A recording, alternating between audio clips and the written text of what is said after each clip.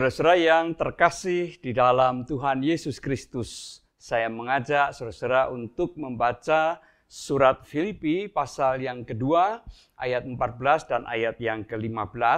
Dan sesudah itu kita akan berdoa sebelum kita merenungkan firman Tuhan ini. Mari kita memperhatikan Filipi pasal 2 ayat 14 dan 15 demikian.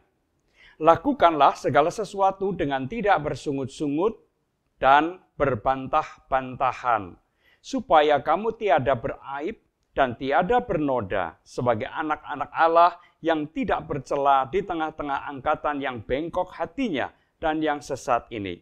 Sehingga kamu bercahaya di antara mereka seperti bintang-bintang di dunia. Demikianlah firman Tuhan, mari kita berdoa. Kami akan merenungkan sejenak firman-Mu ini ya Tuhan. Bukalah hati dan pikiran kami, bekerjalah di dalam diri kami. Di dalam nama Tuhan Yesus kami berdoa. Amin. Sesuai yang terkasih dalam Tuhan Yesus Kristus, setiap orang menginginkan keberhasilan, meraih suatu keberhasilan.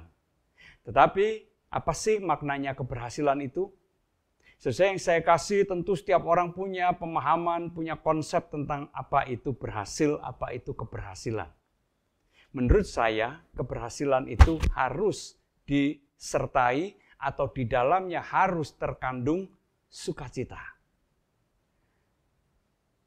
Sebab kalau keberhasilan itu justru melahirkan kegalauan atau keserakahan, maka itu bukanlah suatu keberhasilan, tetapi itu sebuah kegagalan yang tertunda. Ya, kita sering barangkali mendengar ujaran yang mengatakan bahwa kegagalan itu adalah keberhasilan yang tertunda. Tetapi sekarang saya memakai istilah lain, keberhasilan adalah kegagalan yang tertunda, yaitu jikalau keberhasilan itu tidak disertai atau di dalamnya tidak terkandung suatu sukacita. Maka menariklah nasihat yang diberikan oleh Rasul Paulus kepada jemaat di Filipi, yang mengatakan, lakukanlah segala sesuatu dengan tidak bersungut-sungut atau berbantah-bantahan.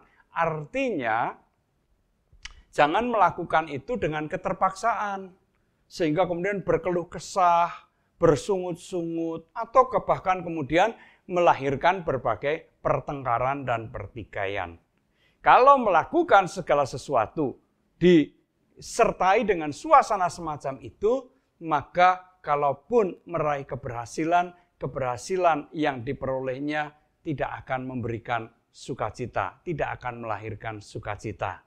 Apa yang dikatakan oleh Rasul Paulus ini sebenarnya bisa disebut dengan satu istilah lain, yaitu totalitas. Totalitas itu berarti sepenuh hati, seutuhnya. Kalau saya mengerjakan sesuatu dengan totalitas, itu berarti saya mengerjakan dengan segenap hati, dengan segenap jiwa, dengan segenap kekuatan saya. Karena apa? Karena saya menyukai. Saya terpanggil untuk mengerjakan hal ini. Dan orang yang semacam itu akan menjadi seperti bintang-bintang yang bersinar di dalam dunia ini. Sesuai yang terkasih dalam Tuhan Yesus Kristus, kalau keberhasilan itu tidak disertai dengan sukacita, melainkan justru menimbulkan kegalauan. Apakah ada? Oh, ada. Ada orang yang semakin berhasil, semakin galau.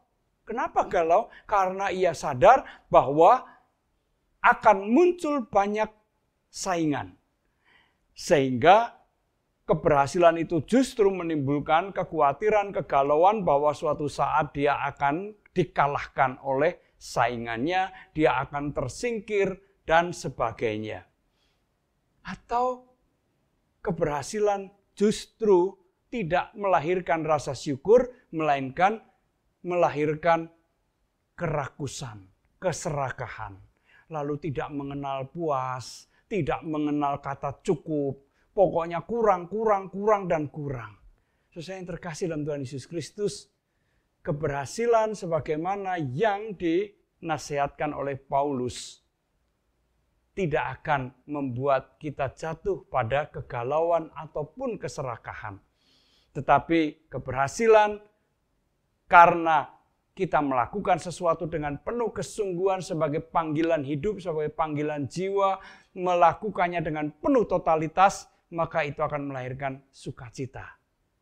Apalagi ketika keberhasilan itu membuat kita semakin mampu untuk melayani Tuhan dan melayani sesama kita. Maka keberhasilan itu sungguh menjadi berkat, bukan hanya buat dirinya, tetapi buat orang-orang yang ada di sekitarnya dan membesarkan serta memuliakan nama Tuhan.